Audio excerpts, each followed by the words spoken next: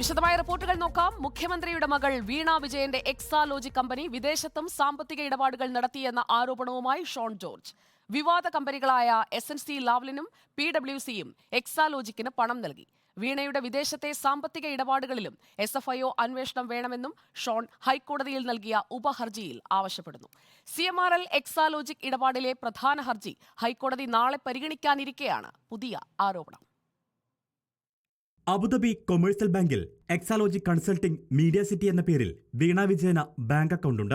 SNC Lavalin PwC കമ്പനികളിൽ നിന്ന് വൻതുക അക്കൗണ്ടിലേക്ക് വന്നു. കരിമണൽ കടത്തുമായി ബന്ധപ്പെട്ട മാസപ്പടിയാണോ ഇതെന്ന് സംശയമുണ്ട്. സംശയത്തിൽ നിൽക്കുന്ന കമ്പനികളിൽ നിന്നാണ് അക്കൗണ്ടിലേക്ക് പണം വന്നത്. ഇന്ത്യൻ പൗരൻ വിദേശത്ത് അക്കൗണ്ട് തുടങ്ങിയാൽ ആദായ നികുതി റിട്ടേൺ നൽകണം. വീണയുടെ ITRൽ ഇത് കാണിച്ചിട്ടുമില്ല. ഇത് ഗുരുതര കുറ്റകൃത്യമാണെന്നുമാണ് ഷോൺ ജോർജിന്റെ ആക്ഷേപം.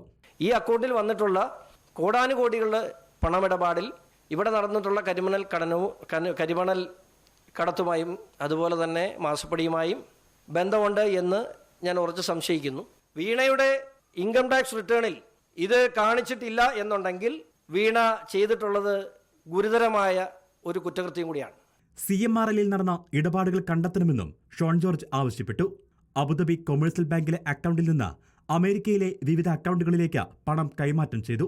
മുഖ്യമന്ത്രി പിണറായി വിജയന്റെ വിദേശയാത്രകളിൽ സംശയമുണ്ട്. ഇക്കാര്യവും അന്വേഷണ പരിധിയിൽ ഉൾപ്പെടുത്തണമെന്നുമാണ് ഷോൺ ജോർജ് വാർത്താസമ്മേളനത്തിൽ ആവശ്യപ്പെട്ടത്.